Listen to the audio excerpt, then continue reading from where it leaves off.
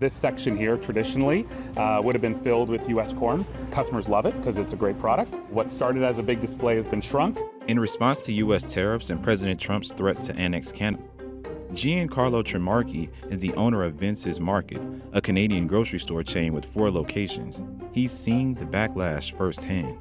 Talk to me a bit about how the Buy Canada movement has affected you at the grocery store. Obviously seen the very visible and visceral reaction from markets to US policies, but it's very interesting to see from the consumer side what impact it's having. And these little acts of activism from consumers who have decided to turn their back on certain US products. If there was a Canadian version and an American version, we probably already delisted the American version and supported the Canadian product because that's what our customers are looking for. And several countries, including Canada and Mexico and some in the European Union, are responding to aggressive U.S. trade policies with retaliatory tariffs of their own. The U.S. tariffs look like they're going to last for the duration of the Trump administration in one form or another. That's going to keep other countries kind of in a negative mood towards U.S.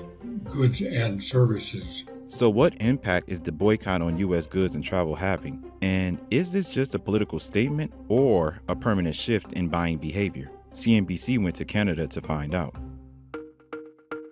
Vince's Market got its start in Toronto in 1986 and serves about 30,000 customers weekly. March was when the real tariff threat was like all the news. We had Canada flags everywhere in the store. Tremarchi says since then, his customers have moved decisively away from U.S. products. At the height of when we are out of Canada's growing season, we could be upwards of 60%, 70% American produce, okay? Right now, we're only running at about 30%. Canadian flags and labels mark domestic goods in aisles, while apps like MapleScan help shoppers identify origin. You take a photo of a product, the app will scan what that product is, figure out what it is, the label, look up information online about it. Mangoes and pears you can get from different parts of the world. When you get into things like Anjou and Bartlett pears, right now you can only get them from the United States. The most in demand and the hardest ones to replace from the U.S. is typically berries, citrus, and greens, lettuce. If there is produce from the U.S. and produce from Canada, and they're the same, of course, I'll go Canadian, of course. We've always been very pro-Canadian, even way before all this stuff happened. This just reinforced it.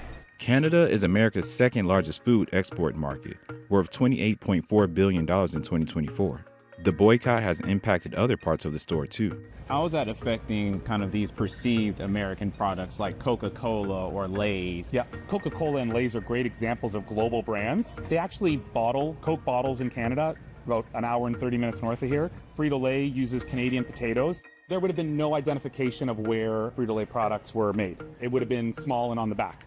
Once they realized that they were getting a bad rap, they went ahead and they added Made in Canada labels permanently onto the bags.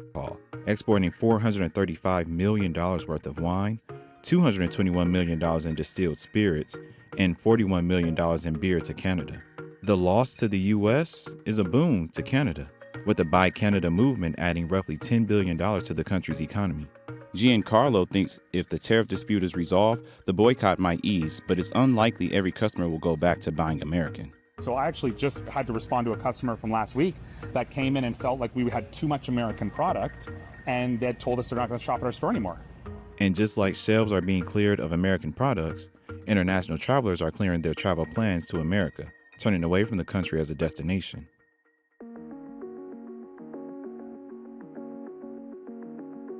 More Canadians visit the U.S. each year than from any other country.